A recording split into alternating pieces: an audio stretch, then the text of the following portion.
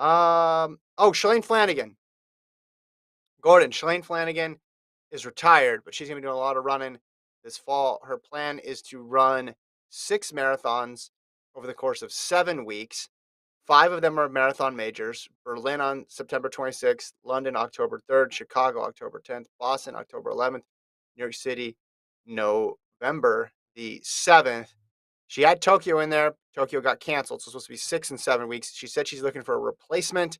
She wants to run under 3 hours. We all deal with retirement differently. Some of us take it easy, but other people, like Shalane Flanagan, actually race more in retirement than they did when they're competing.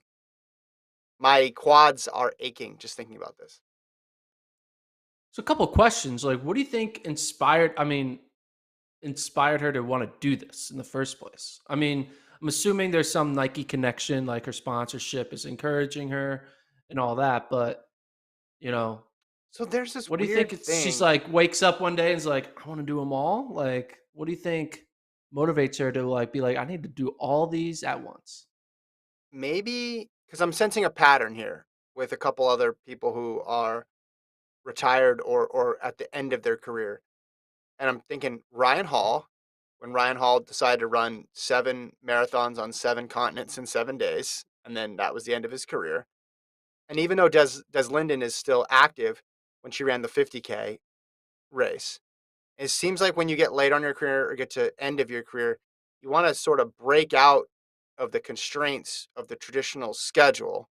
And you've always, if you're a marathoner, you've always been like spring and then fall and then spring and the fall. Maybe it just feels good to be like, hey, I'm gonna throw caution to wind. Who says I can't run marathons on back-to-back days? Which is what Flanagan's trying to do.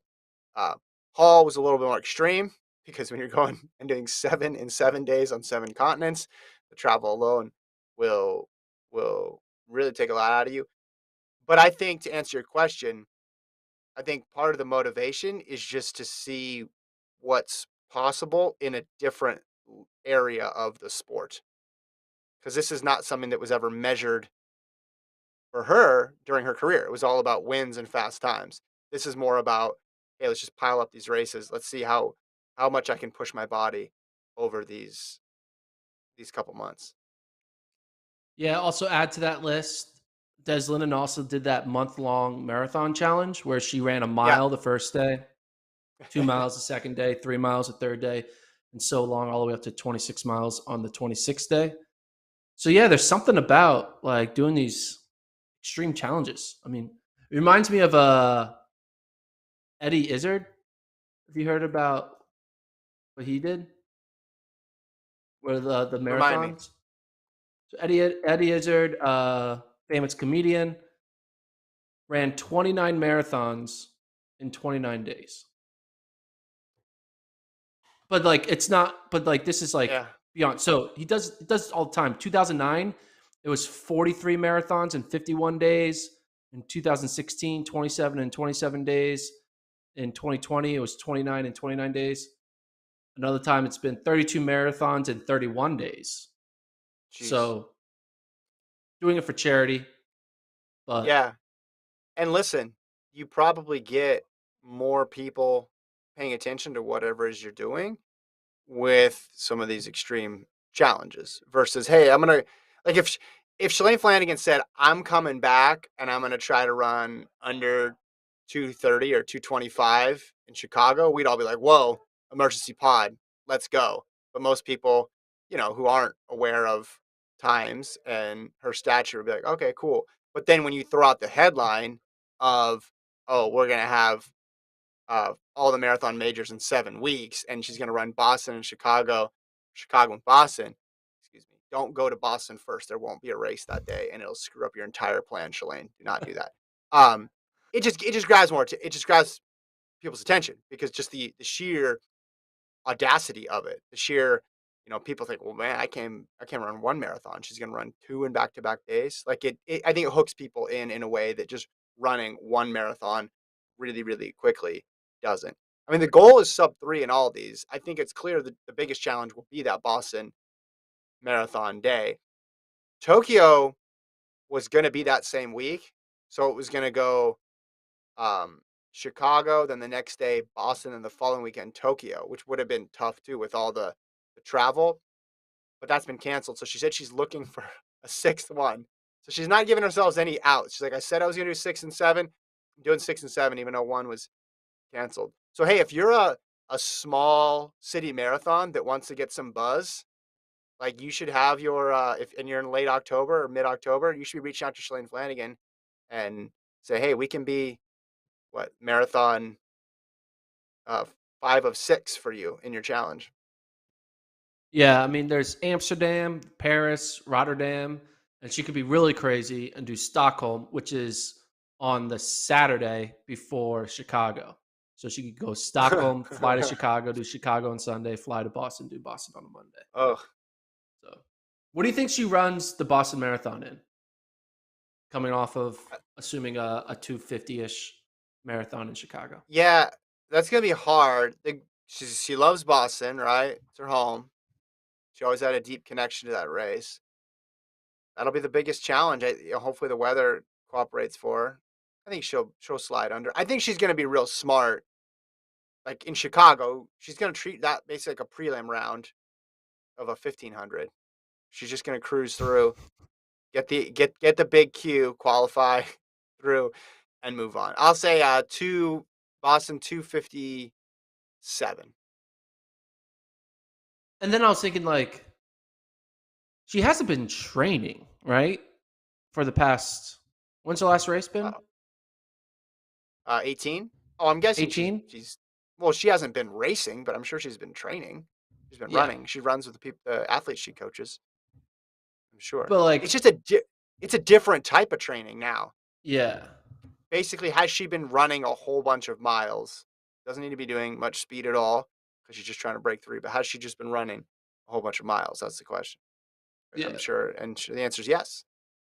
Like, you think she's been doing like 80-mile weeks? Well, she's about to do a 52-mile 2 day, so I'd hope she's doing at least 80-mile weeks. Yes, I think, I think she's been running mileage wise probably pretty high, and like if you have a 221 PB, which she does, and just recently as a couple years ago, she was running mid 220s. How much is it really taken out of you to run a 259 marathon on a fast course? So, for example, Berlin, right? She's run Berlin before in 221.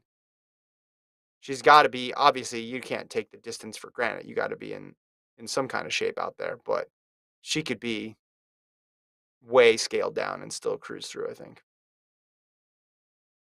I guess so. We'll see. I'm excited. Dude, It'll be cool. what's gonna be awesome is you're gonna look at her results page, her Teal Stapaya page. 2019 is gonna say nothing.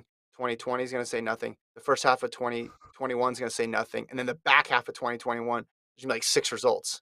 It's gonna be really weird. She's like, oh, she's Am I the only back. Am I the only one who thinks about that? Anthony J commented on YouTube. Would have thought that was too much stress on the body, but hey, what do I know? You know? Well, here's the other Yeah, part of it. You're asking why do people do this after? Well, they don't want to do it but during because the risk, right? Because there is a risk that yeah, happens. But say she gets halfway through and she has an injury, right? She still went for it. She still tried. yeah. There's not an Olympic She didn't team lose hanging in the anything. Yeah. balance. Yeah, there's not a bunch of money that she's losing out on. And she'll be fine. She can recover back and try to do something different in 2022. It's just I think people that are that competitive and that good want to pursue their own limits, and they've probably, to use the Ryan Hall example, like he pursued the limit of how fast he could go in the marathon. Plenty. Flanagan pursued how fast she could go in the marathon. Plenty, but she never got to test herself in this way, and that's what this is. This is about. Because I can see, Also, okay, I'm gonna run a whole bunch of marathons, but back to back is crazy. It's just crazy. also think about this: how many young female American women out there, female American women, repeating myself, who kind of idolized Shalane Flanagan when they were kids or when they were in high Mhm. school or college or whatever, and now they're like, running marathons, are Yeah. going to be able to say, "Hey, I beat Shalane Flanagan at the Chicago Marathon, or hey, I beat Shalane Flanagan at the Boston Marathon or at the New York City Marathon, because Ah, there's gonna be a lot of women out there who are gonna be able to say they beat Shalane Flanagan because she's gonna go out there and run like 2:55. There's a lot of yeah. women out there who run in the 2:40s, so uh, it's gonna be like an I'm interesting thing that women will have. I'm thinking of one in particular who's going to get her coming off of the second day of her double, Yeah, right? In Boston Boston? Marathon women, they're gonna have a lot of. They're going Yeah. up against You a weakened Shalane, right? They you know got like it. this is our time Jojo, to get her. Jojo, you got to get that win. You got to get that win. Did I ever tell you Head to my head results, 1-0. did I ever tell you my story of this is kind of similar. Uh but it was an even bigger L that I took against Lauren Fleshman. No, I was running a road race in Santa Monica, and the 5K was before the 10K. I ran the 10K. Fleshman won the 5K, obviously, and then jumped in the 10K just to do a tempo run, like right after. Like the finish line was like right there. And then I look around, I'm like, wait a minute, she just was running. Why is she in this thing? And she torched me in the last 2 miles. did you like try to stick on her shoulder the entire time? You're like, I'm gonna get you.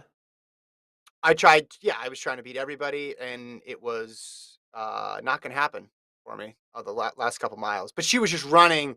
It was purely like tempo. You could tell, like she was definitely not going for it the way she was in the 5K. It was like the race and then the post race workout, but the post race workout just happened to be in this road race, which is weird because right, because usually road races like they all leave kind of at the same time and then go. So it's just weird that she popped over and torched most of us.